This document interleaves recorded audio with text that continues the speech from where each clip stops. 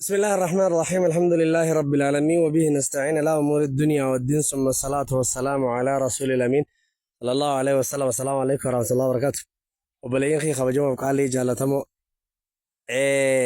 كم جرت النجاة فيا الحمد لله.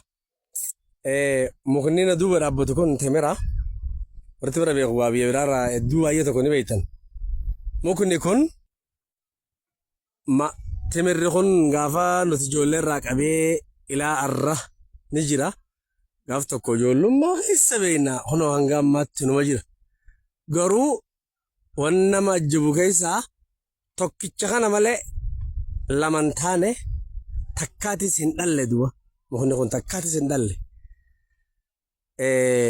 وانا أجبه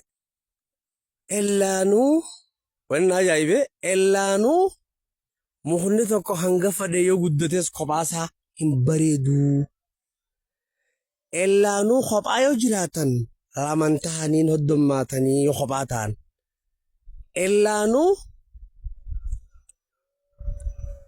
tokkummaan rabbi qofaan maltee silaati mara kanatu hoddommaataa jechuun barbaade.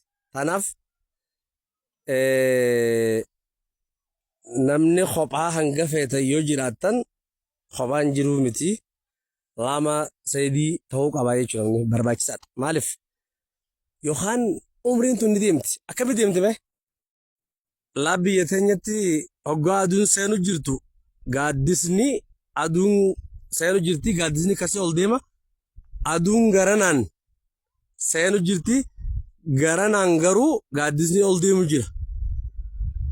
Shalloo bakka ja'an jala jira. Sah? Umriin ta'e akkasi deemu jirti. Si'as deemu jirti.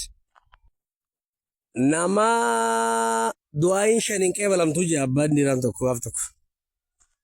Abbaa dhiiraa ameen du'aayin shaniin qeebalamtu. Maaliif? Nama kan hin dalayne taa'ee yaa rabbi na tujjaaroomsi jiru du'aayin hin qeebalamtu.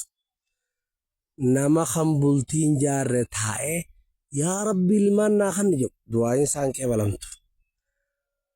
Nama gaara walakkaa ooruu midhaan facaafatee mana rafee yaa rabbi karkarroo naarraa eegi jiru du'aayin hin qeebalamtu.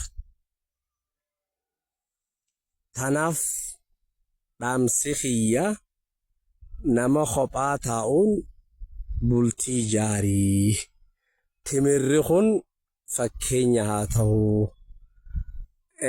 Aduun gala deemtu tun fakkeenya haa taatuuhi.